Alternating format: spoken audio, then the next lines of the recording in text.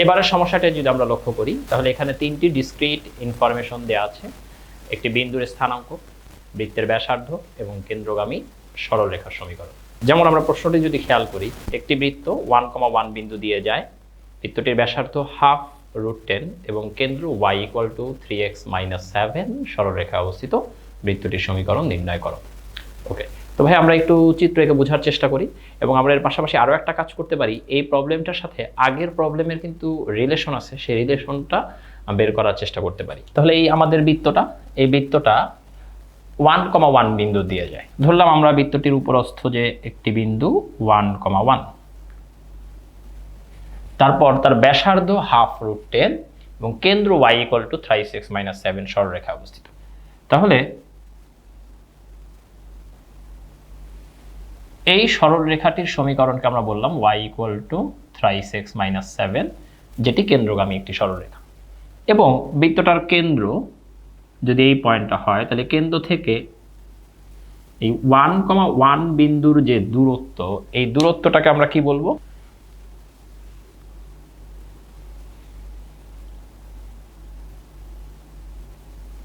½ √10 বলবো। তাহলে চলেন ভাইয়া আমরা প্রবলেমটা সলভ করার চেষ্টা করি। আচ্ছা, প্রথমত আমরা যদি এটা ধরি বৃত্তটির কেন্দ্রের স্থানাঙ্ক h, k। এখন যেহেতু বৃত্তটার কেন্দ্র y = 3x - 7 সরল রেখায় অবস্থিত, তাই আমরা বলতে পারি যে h, k এই বিন্দুটির স্থানাঙ্ক y = 3x - 7 সমীকরণ দ্বারা সিদ্ধ হবে। অর্থাৎ k = 3x - 7। এখন সবাই একটু লক্ষ্য করি ভাইয়া, যদি k = 3x - 7 হয় তাহলে বিন্দুটির স্থানাঙ্ক কি হবে? আমরা একটা প্যারামিটারের মাধ্যমে লিখতে পারি যে বৃত্তের কেন্দ্রের স্থানাঙ্ক h, 3h - 7। অর্থাৎ আমরা বিষয়টা এরকম ভাবে বলতে পারি এখন যে এই কেন্দ্রটার স্থানাঙ্ক h, 3h - 7 এবং এই বিন্দুটা থেকে 1,1 বিন্দুর দূরত্ব ½ √10। তাহলে এবার দূরত্বের সূত্র অ্যাপ্লাই করেন ভাইয়া। এই দুইটি বিন্দুর মধ্যবর্তী দূরত্বের সূত্র কি? h - 1 হোল স্কয়ার যোগ 3h - 7 - 1 হোল স্কয়ার।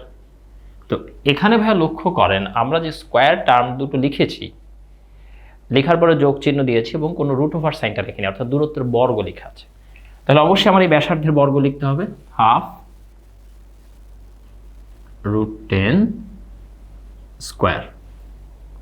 তাহলে এটার পরে কি লিখতে পারি আমরা? h - 1 whole square 3h - 8 whole square equal to ½ কে স্কয়ার করলে 10/4। তো ভাই একটু সবাই খেয়াল করি, h - 1 হোল স্কয়ার এটার পরিবর্তে আমরা h স্কয়ার - 2h + 1, আর 3h - 8 হোল স্কয়ার এটাকে কি লিখবো? 9h square. 2ab ফর্মুলা অনুযায়ী এটা কি হবে? 3 × 8 24 × 2 48h + 64 ইকুয়াল টু 10/4 কে আমরা ভাইয়া 5/2 লিখতে পারি, তাই না? 2 কমন ফ্যাক্টর ক্যান্সেল করে। তো ভাই এখন দেখেন তো কি আসে? h স্কয়ার + 9h স্কয়ার মানে 10h স্কয়ার মাইনাস 2h আর 48h মানে 50h, R 1 R 64 65 equal to 5/2। ভাই এদের সবার মধ্যে দেখেন 5 কমন ফ্যাক্টর আছে, তো উভয় পক্ষ থেকে 5 কমন ফ্যাক্টর ক্যান্সেল করে দিলে এই পাশে থাকবে 2h square minus 10h + 13 equal to half. ভাই এবার 2 দিয়ে এই পাশে নিয়ে এসে গুণ করেন, 4h square minus 20h + 26 equal to 1, 4h square minus 20h + 25 equal to 0। ভাই এবার এই 4h স্কয়ার এই টার্মটাকে আমরা লিখতে পারি 2h whole square minus 2 × 2h into 5 plus 5 square equal to 0। আপনারা কিন্তু ভাইয়া চাইলে এই প্রবলেমটায় দ্বিঘাত সমীকরণ সমাধানের সূত্র ডিরেক্টলি ব্যবহার করে ফেলতে পারেন। তারপরে আমরা কি লিখতে পারবো, 2h minus 5 whole square equal to 0। So 2h minus 5 equal to 0। তাহলে আমরা বলতে পারি কি ভাইয়া, h ইকুয়াল টু 5/2। আর h ইকুয়াল টু যদি 5/2 হয় তাহলে k ইকুয়াল টু কত হবে, k ইকুয়াল টু হচ্ছে 3 ইন্টু 5/2 মাইনাস 7 ইকুয়াল টু ভাইয়া ক্যালকুলেশন করে দেখেন 15 minus 14 divided by 2 or half. তাহলে ভাইয়া বৃত্তের কেন্দ্রের স্থানাঙ্ক জেনে গেছেন, বৃত্তটির ব্যাসার্ধও জানেন, তাহলে অবশ্যই আমরা এই বৃত্তের সমীকরণ লিখতে পারবো। বৃত্তটির সমীকরণ কি হবে ভাইয়া, x minus h whole square plus y minus k whole square equal to r square. মনে আছে কিনা ভাইয়া? এবার h এবং k এর মান বসান, x minus 5/2 whole square plus y minus half whole square equal to half root 10 square. এরপরে চাইলে ভাই আরো 2-1 লাইন করে একটু সাজায় লিখতে পারেন। এবারে ভাই একটু লক্ষ্য করেন, আগে যখন প্রবলেমটা সলভ করেছিলাম না, তখন কিন্তু দুইটা বৃত্তের সমীকরণ এসেছিল সমাধানে, এবার আবার একটা বৃত্ত আসলো। তো আবারও কিন্তু প্রশ্ন জাগতে পারে যে এই প্রশ্নে কখন একটা বৃত্ত আসবে, কখন দুইটা বৃত্ত আসবে। তা আমরা যদি প্রশ্নটা একটু খেয়াল করি, বৃত্তটা একটা নির্দিষ্ট বিন্দু দিয়ে যায়, ব্যাসার্ধ একটা নির্দিষ্ট দৈর্ঘ্যের সমান, কেন্দ্র একটা নির্দিষ্ট সরলরেখার উপর অবস্থিত। অর্থাৎ বিষয়টা অনেকটা এরকম যে বৃত্তটা একটা নির্দিষ্ট বিন্দু দিয়ে যায়, ধরেন এইটা হচ্ছে সেই পয়েন্টটা, কেন্দ্র একটা নির্দিষ্ট সরলরেখার উপর অবস্থিত, ধরেন এই সরলরেখাটা, সেটা ব্যাসার্ধ একটা নির্দিষ্ট রেখার দৈর্ঘ্যের সমান। ধরেন ব্যাসার্ধের দৈর্ঘ্যটাকে আমরা এইভাবে দেখালাম যে এই পর্যন্ত সাপোজ। এখন কেন্দ্র এই রেখার উপর কোথায় থাকবে, ধরেন কেন্দ্র এই রেখার উপর যদি এই জায়গায় থাকে, তার মানে কি, মানে হচ্ছে এই পয়েন্ট থেকে বৃত্তের উপরস্থ এই নির্দিষ্ট বিন্দুটার দূরত্ব কত হবে ভাইয়া, হাফ রুট 10। অথবা যদি সে এখানে থাকে তাহলে হাফ রুট 10, অথবা যদি এখানে থাকে তাহলে হাফ রুট 10। ঠিক আছে কিনা ভাইয়া? অর্থাৎ বিষয়টা হচ্ছে এরকম, আমার কাছে যে ব্যাসার্ধ দেয়া আছে,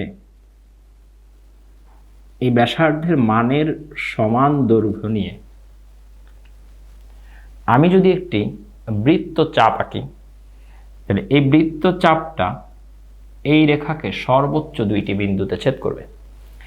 ধরেন এইখানে একটা বিন্দুতে ছেদ করলো আর এখানে আরেকটা বিন্দুতে ছেদ করলো, তাহলে কি হতে পারে, এই ক্ষেত্রে বৃত্তের কেন্দ্রের সম্ভাব্য দুইটি অবস্থান সম্ভব।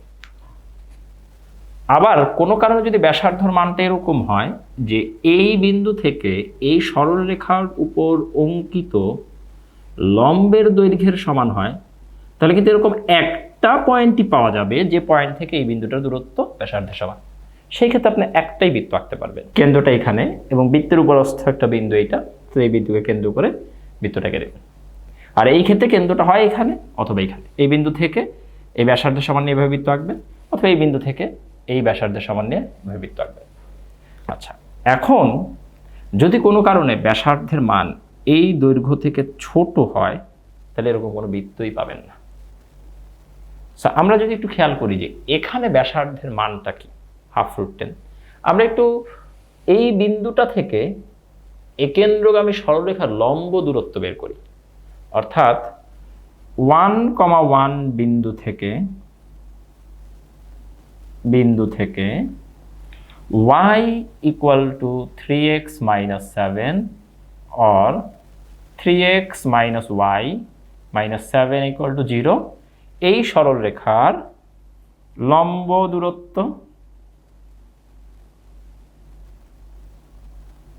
তাহলে লম্ব দূরত্বটা কি ভাইয়া? দেখেন ভাইয়া, কোনো বিন্দু থেকে কোনো সরলরেখার লম্ব দূরত্বের সূত্র ব্যবহার করে আমরা দূরত্বটা বের করেছি। কিভাবে বের করতে হয়? বিন্দুর স্থানাঙ্কটা সরলরেখার সমীকরণে বসিয়ে দিতে হয়, divided by root over x এর সহগের বর্গ যোগ y এর সহগের বর্গ ইকুয়াল টু ভাই কি আসতেছে দেখেন তো, উপরে কি থাকতেছে 3 মাইনাস 8, অর্থাৎ নেগেটিভ 5 মডুলাস আছে ডিভাইডেড বাই রুট 10, 5/√10। একটু চেক করে দেখি, আমি যদি উপরে নিচে হাফ দ্বারা গুণ করি তাহলে নিচে আসবে 2√10, উপরে আসবে 10। এবার 10 আর √10 কাটেন, হাফ √10। অর্থাৎ ভাইয়া বৃত্তের ব্যাসার্ধের মানের দিকে লক্ষ্য করে এই বিষয়টা পরিষ্কারভাবে বলে দেয়া যায় যে বৃত্তের ব্যাসার্ধ এবং এই বিন্দুটা থেকে কেন্দ্রগামী সরলরেখার লম্ব দূরত্বের মান সমান। তাই আপনি একটা বৃত্তের সমীকরণ পেয়েছেন। যদি বড় হতো ব্যাসার্ধটা তাহলে দুটো সমীকরণ পেতেন, যদি ব্যাসার্ধটা এই লম্ব দূরত্ব থেকে ছোট হতো তাহলে এমন কোনো সমাধানই পেতেন না, অবাস্তব বৃত্তে চলে যেত। বা একটু খেয়াল করেন, এই যে বৃত্ত রিলেটেড প্রবলেমগুলো কিন্তু সলভ করার সময় আমরা যদি এই ভিতরের বিষয়গুলো বুঝি তাহলে কিন্তু যে কোনো ধরনের প্রবলেমে আমাদের আটকানো সম্ভব না, আমরা কিন্তু সলভ করতে পারবো। শুধুমাত্র একটা ম্যাথমেটিক্যাল প্রবলেম এখানে শেষ করে দেওয়াটাই কিন্তু কাজে না, যে ভিতরে আরও অনেক কিছু থাকতে পারে যেটা আমাদের একটু চিন্তা করে বের করলে আমরা যে কোনো ধরনের গাণিতিক সমস্যা সমাধান করতে পারবো।